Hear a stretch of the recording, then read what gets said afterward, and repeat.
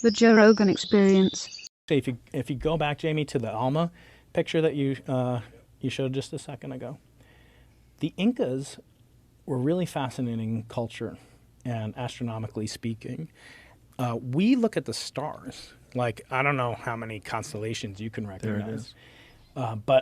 But the Incas, they didn't use our constellations. Obviously, they didn't like say The Big Dipper. Yeah, the Big Dipper or Right. anything like that. But they instead focused on those dark blotches. Those dark blotches are not regions representing the absence of stars.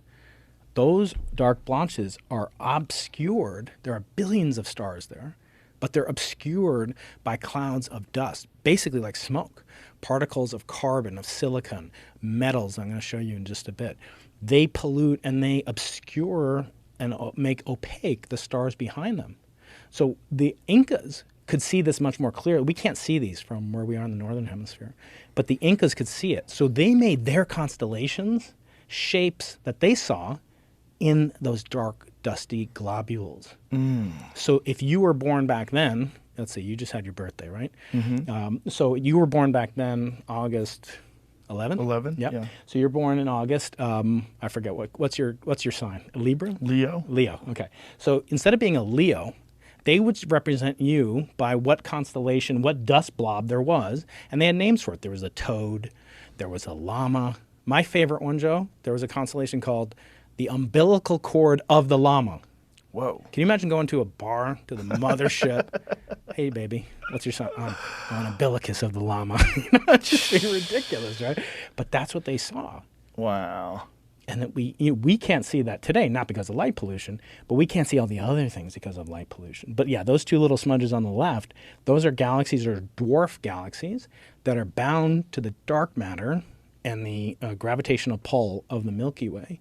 They're actually satellite galaxies. They're separate from the Milky Way. And how many stars are in those galaxies? A couple billion.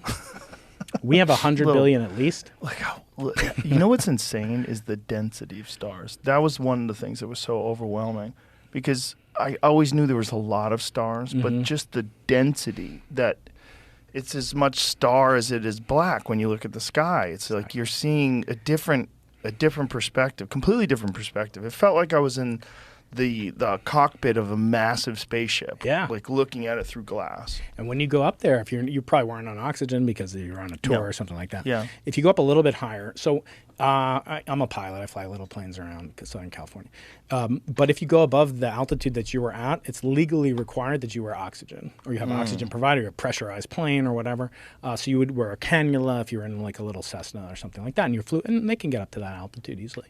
But if you don't have oxygen on, and you go up there, next time you go up there, you look up, you close your eyes for a second, you hold your breath. I'm not suggesting this, it's not me telling you to do this, but if you do it, you'll see apparitions of the stars. It will make you feel like you're tripping. So I'm told. I've never tripped. So because you're holding your breath? Because you're oxygen deprived, the Right. intensity of starlight and the contrast, as you just said, between the blackness and the lightness and the points of light, it will be essentially like you're basically out of your senses. You won't be able to process it.